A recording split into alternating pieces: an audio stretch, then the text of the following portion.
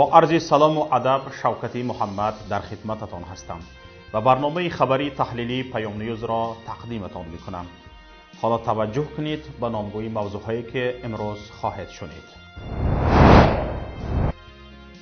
قلابان بلخی یا چگونه دادستان، مفتش و دادرس ناحیه سند را دستکاری کردند. دیدبان حقوق بشر وضع حقوق انسان در تاجیکستان را وحشتناک عنوان کرد. در شهر خوجند رانندگان دست به تظاهرات دستجمعانه زدند.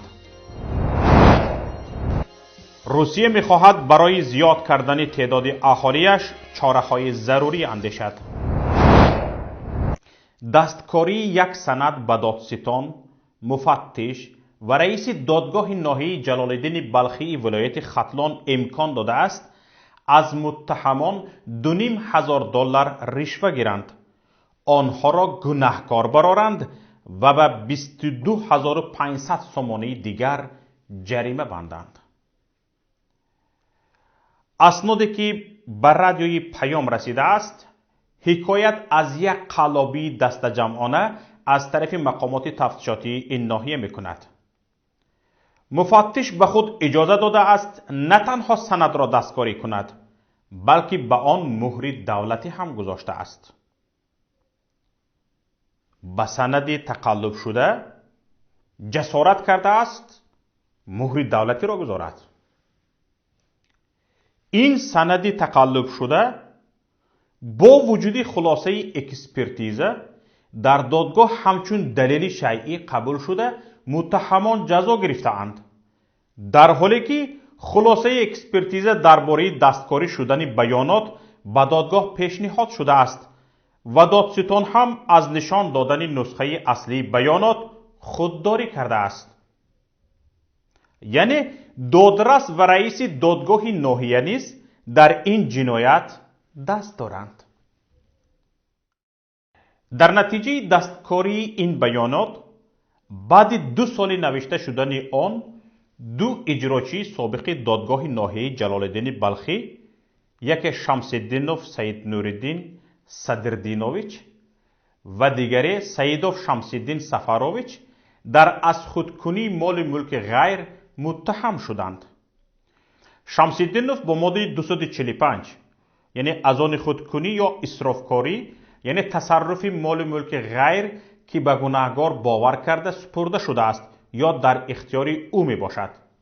قسم 2 از جانب گروه شخصان با مصلحت پیشکی کودکس جنایی جمهوری تاجیکستان و سیدوف با ماده 245 قسم 2 و 247 قلابی قسم 2 تکرارا گناهکار و 22,500 سومانی جریمه شده اند.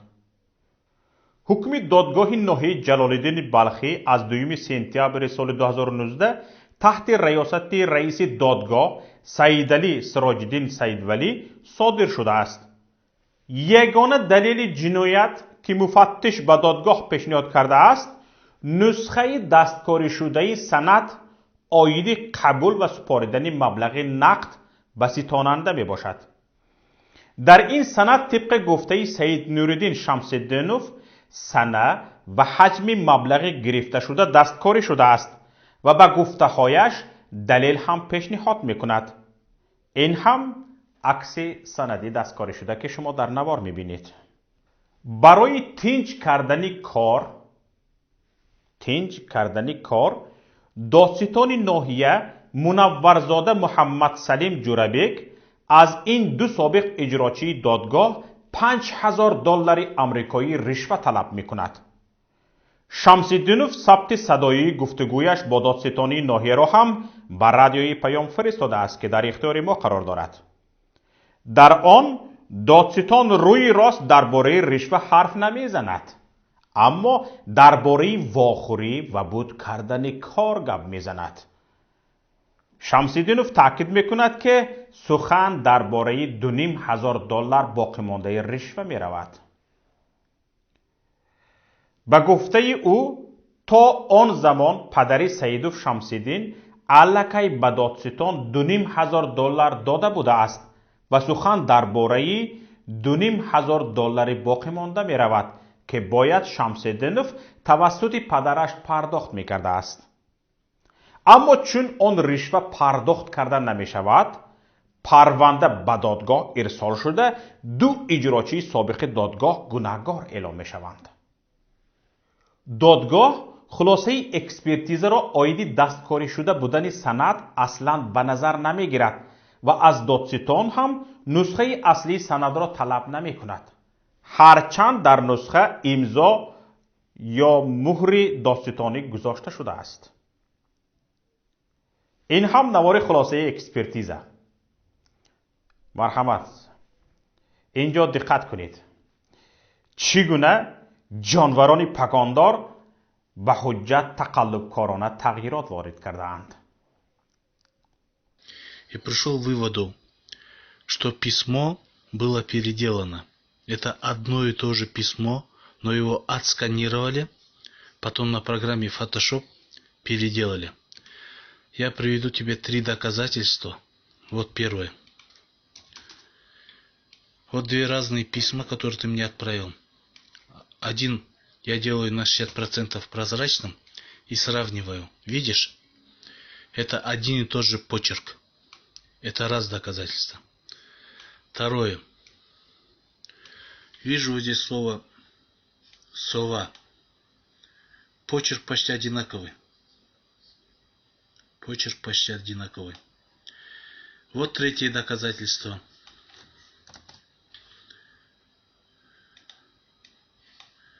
Третье доказательство. Слово «говори». Я его убираю. Снизу другое письмо. Точно тот же почерк.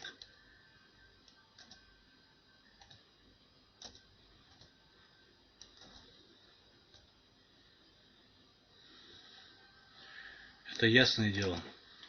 Теперь я увидел некоторые конкретные изменения. Вот. В одном написано было 25 тысяч, в другом 15 тысяч. Просто здесь на фотошопе убрали 25 тысяч полностью и написали 15 тысяч. Вот еще на дате я заметил изменения.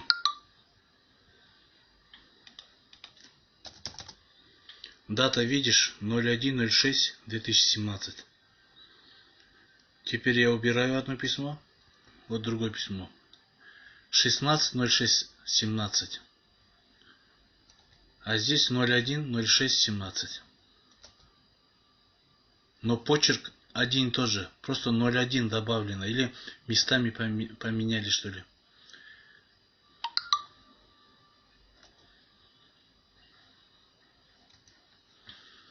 Вот здесь вот почерк одинаковый. Тот же почерк. Теперь идем далее. Здесь, где написано синей пастой, они не идентичны. Это один и тот же человек писал, но в разное время. Надпись и печать – это оригиналы, не переделанные. Просто разное время написано. То есть, письмо переделали на фотошопе, потом отнесли ту же контору, и там заново подписали и поставили печать. Я их сравнил. Почерк есть разница. Вот даже возьмем, к примеру, D. Видишь, D? D разные. Но один и тот же человек писал, просто разное время. دادرس طبق گفته شمس‌الدینов در خلاصه و حکمش حرفهایی را از نام محکوم شونده ها وارد کرده است که اصلا صدا نداده بودند و برعکس بیانات مفتش دادستانی را وارد نکرده است. خود جبر دیده هم گفته است که هیچ دعوای نسبت شمس‌الدینov و سیدov ندارد، اما دیگر حرف او را نه دادستانی و نه دادگاه گوش نمی کند. سود نهیه جلال‌الدین بلخی باشد، ما او سود را رد کردیم. ردیه ما را به نظر نگرفته درخواست کردیم. درخواستایی که درباره همین سندات ساختکاری است یگان درخواستی ما را قانع نکرد. کورکورانه با ویران کردن طلبات کنستیتوسیا و با پایمال کردن حقوق کنستیتوسیونی انسان بررسی کرده نسبت ما حکم برآورد. همچنین در حکم ساختکاری یعنی ما در مرافعه سودی گپ نزدگی گپ ها را در حکم جایگیر کرده است. اما بیانات مفتش پروکراتورای ناحیه جلال‌الدین بلخی را در حکم عموما درج نکرده است که این ویران کردن قانونگذاری جمهوری تاجیکستان و حساب می‌رود. در این قضیه معلومات جالب دیگری کشف شدند که جالبیتش از همدستی 4 منصبدار دولتی در جنایت دستکاری سند کمتر نیست. هر 4 نفری که در به گفته شمس‌الدینوف گاوسود کردن او و سعیدوف دست دارند افراد نزدیکی منصبداران بلندپایه دادستانی و دادگاه عالی هستند. یکم منورزاده محمد سلیم جوربک، دادستانی ناحیه جلال‌الدین بلخی که با استفاده از سند دستکاری شده به اجراچیان سابق فشار آورده رشوه ستانیده است. طبق معلومات تایید شده منورزاده دوست نزدیک دادستان کل یوسف رحمان می باشد. دویم یاردمچی دادستان ناحیه جلال‌الدین بلخی عاید به نظارت سودی عبدالرازق زاده ظاهرشاه زین الله که پرونده را مستقیما زیر نظارت داشته در دستکاری سند هم اگر دست نداشت حتما از آن آگاه بوده است. ظاهرشاه زین الله جنی رئیس دادگاه عالی تاجیکستان شیر محمد شاهیان می باشد. سوم مفتش دادستانی ناحیه جلال‌الدین بلخی رحمت الله زاده دادرجان جانان که سند را شخصا دستکاری کرده است و یا به دستکاری آن امر کرده آن را در دادگاه چون دلیل شیعی پیشنهاد کرده است. این نفر جیانی وهابوف ولی منانویچ معاونی دادستان کلی جمهوری تاجیکستان می باشد. چهارم رئیس دادگاه ناحیه جلال‌الدین بلخی سعید علی سراج‌الدین سیولی که پرونده و مرافعه را مستقیما خودش برده با وجود پیشنهاد دلیل دستکاری شده بودن سند آن را قبول نکرده است و از مفتش هم اصل سند را طلب نکرده است. این نفر از افراد نزدیک رئیس دادگاه عالی تاجیکستان شیر محمد شاهیان است. این دلیل ها گواه آنند که سیستم تفتیشاتی و دادگاهی تاجیکستان از طرف افراد معین و دایره تنگ منپالیه شده بیشتری آنها به همدیگر روابط خویشتباری و یا حداقل دوستی دارند. این افراد مقامات دولتی را به منبع درآمد شخصی از حساب غارت مردم تبدیل داده اند.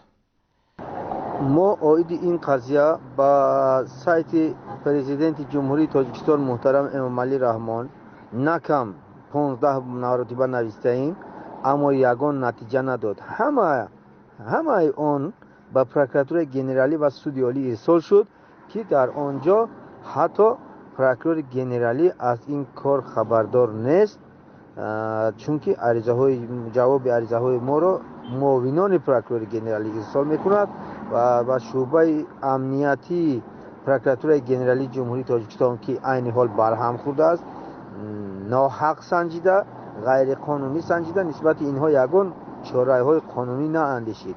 ما اثبات میکنیم و اثبات کردیم که اینها از ما پول گرفتند و با مقصد غرض غیر قانونی به اساس نسبت ما پرونده جنایتی آغاز کردند. ما را یکی از سبب‌های آغاز کردن پرونده جنایتی نسبت ما تنها در همین معلومات هایی که ما عین حال در دست داریم نسبت آنها عریضه نوشتیم. غیر از این نسبت ما با عریضه ها مردم را آورده مجبوران طریق میلیس آورده مجبوران عریضه‌شون را گرفته با پروکراتور گنرالی ارسال کرد. با تا حال نسبت ما کار کرده ایستادند.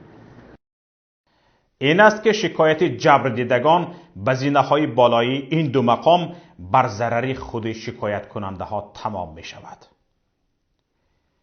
برای مثال سید علی سراج‌الدین سیولی رئیس دادگاه ناحیه بجز دادگاه در هیچ کجای دیگری کار نکرده است. 1400 سومانی ماهانه میگیرد.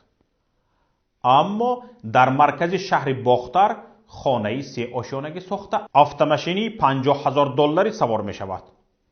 اینچنین در شهر لیوکان دهه باتراباد خانه 3 آشیانگی دیگری دارد که مبلغ ساختمان آن حداقل $350,000-400,000 را تشکیل می دهد.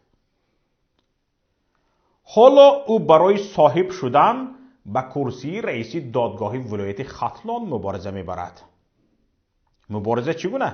خودتان می دانید. گروه از راننده های تاکسی در شهر خوجند ولایت سوخت دست به تظاهرات زده طلب کردند که نرخ خدمت رسانی آنها پایین برده نشود. در شرایط سیاسی امروزه تاجیکستان جسارت دست زدن به تظاهرات خصوصا چند سال اخیر بی سابقه است. از این خبر با علاوه چند خبرها از رسانه های دیگر همکارم صایبت گزارش می‌دهد. گروهی از راننده های تاکسی در شهر خوجند مرکز ولایت سوخت در شمال تاجیکستان دست به اعتراض زدند. طبق خبرگزاری فرغانه اطلاع داده است این رانندگان که برای شرکت روسی ماکسیم کار میکنند و روز گذشته با تجمع و مقابله دفتر این شرکت نسبت به کاهش تعرفه خدمت به مسافران اعتراض کردند. اعتراضگران میگویند کاهش تعرفه به 9 سومانی معادل 93 سنت و 8 سومانی معادل 83 سنت به ضرر آنها تمام می شود. به همین دعوا خواستار برقراری تعرفه پیشین هستند. تظاهرگران دعوا دارند که شرکت روسی ماکسیم که مالک بخشی از خدمات تاکسیرانی در شهر خوجند است در راستای رقابت با دیگر شرکت‌های تاکسیرانی به کاهش تعرفه خدمات به مسافران اقدام کرده است. اما مسئولان شرکت این ادعا را رد کرده پیش آمدن این مشکل برای رانندگان را وابسته به کمبودی‌های فنی اعلام کردند. دست به تظاهرات زدن راننده های تاکسی در حالی است که اعتراضهای دست جمعی در تاجیکستان یک امر غیر معمول شناخته شده با دخالت ماموران حکومتی و پلیس روبرو می شود. دیدبان حقوق بشر Human Rights Watch روز 14 ینور گزارش بزرگی را درباره وضع حقوق انسان در 100 کشور دنیا نشر کرد. در این گزارش گفته شده است که وضع وحشتناک حقوق انسان سال 2019 در تاجیکستان بدتر شده است. در گزارش بیشتر از 600 صحیفگی از جمله دایر به محروم کردن خبرنگاران رادیوی آزادی از حق کار در تاجیکستان سخن رفته است. در گزارش آمده است که مقامات تاجیکستان به تکرار دسترسی به رسانه‌های خبری و شبکه‌های اجتماعی به شمول یوتیوب، فیسبوک و رادیوی آزادی را قطع می‌کنند. مؤلفان گزارش گفتند هر وقت که در اینترنت درباره امامعلی رحمان رئیس جمهوری تاجیکستان، اهل عائله او و یا حکومت اظهارات نشر شد، مقامات کاربران را از دسترسی به پیام رسان‌های تلفنی و اینترنتی محروم می‌کنند. در این گزارش آمده است رادیوی آزادی از ماه اکتبر زیر فشار زیاد قرار گرفت چون وزارت امور خارجه تاجیکستان اکریدیتاسیای 18 خبرنگار و کارمند آن را تمدید نکرد.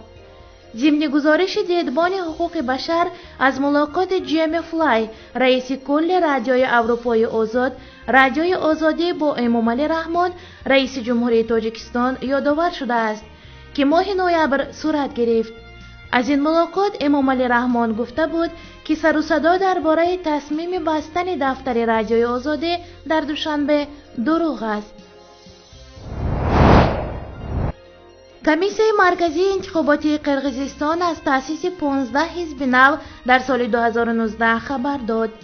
کمیسیون مرکزی انتخابات قرقیزستان روز چهارشنبه به اشاره با نام حزب‌های نو تشکیل شده طلب کرد که حزب‌هایی که علاقه‌مند به شرکت در انتخابات پارلمانی 2020 هستند هرچه زودتر ثبت نام کنند. بر اساس قوانین قرقیزستان حزب‌های این کشور حداقل 9% آرا را برای ورود به پارلمان باید به دست آورند.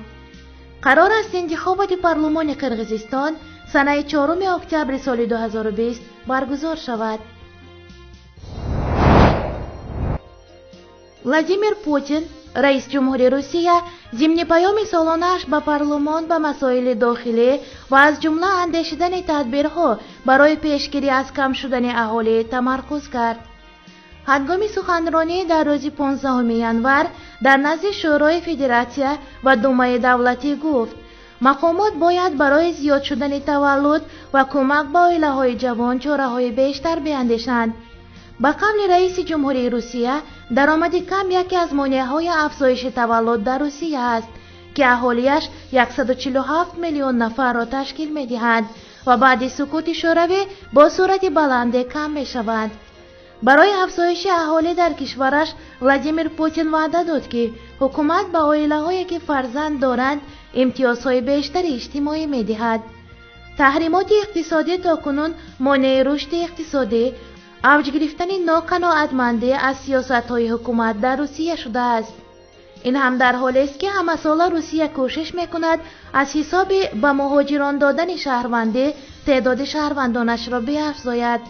تنها از تاجیکستانیان زیاده از 500,000 نفر صاحب شهروندی این کشور شدند، اما همان اهالی روسیه رو به کاهش است. دفتر نخست وزیری عراق تاکید کرد که بغداد به هیچ وجه از تصمیم پارلمان در خصوص اخراج نیروهای نظامی خارجی از این کشور کوتاه نخواهد آمد. اولیم وارده سخنگوی دفتر نخست وزیر عراق در گفتگو با رسانه‌ها تاکید کرد که بغداد هرگز توافقنامه را برای باقی ماندن نیروهای آمریکایی در عراق با هدف ادامه مبارزه با گروه تروریستی داعش امضا نخواهد کرد. وارده افزود تا این لحظه دولت به تصمیم پارلمان برای اخراج نیروهای آمریکا پایبند بوده است و این قانون تنها شامل نیروهای آمریکایی نمی شود بلکه همه نظامیان خارجی باید عراق را ترک کنند. سخنگوی دفتر حکومت عراق همچنین ورود هر گونه توافق میان واشنگتن و بغداد برای باقی ماندن نیروهای آمریکایی در عراق را رد کرد و گفت دولت در مسیر درست خود برای اخراج نیروهای نظامی خارجی قرار دارد. در پی کشته شدن سردار سلیمانی و ابو مهدی المهندس معاون سازمان نیروهای مردمی عراق به همراه 8 نفر دیگر در روز 3 ژانویه که با دستور مستقیم رئیس جمهوری آمریکا صورت گرفت، پارلمان عراق طرح خروج نیروهای آمریکایی ها از خاک این کشور را تصویب کرد. عادل ابو مهدی نخست وزیر دولت موقتی عراق نیز در جلسه رایگیری پارلمان این کشور خروج فوری نیروهای آمریکایی از عراق را خواستار شد و گفت نیروهای خارجی باید خاک عراق را ترک کنند. نخست وزیر عراق همچنین پنجشنبه گذشته در گفتگوی تلفنی از مایک پامپئو وزیر امور خارجه آمریکا خواست که مکانیزم خروج نیروهای آمریکایی از عراق را مشخص کند. اینجا پایان برنامه امروزی ماست. تماشابینان عزیز، از آن که تا این لحظه با ما بودید تشکر میکنم. بودن شما در آستان مجازی ما الهام ما را افزون میکند. گفتنی های مهمی را که دیگران از گفتنش خاموشی را اولا میدانند از ما خواهید شنید. مرحبا به شبکه یوتیوبی پیام تیوی. تا روز دیگر در پناه الله بمانید. السلام علیکم و رحمت الله.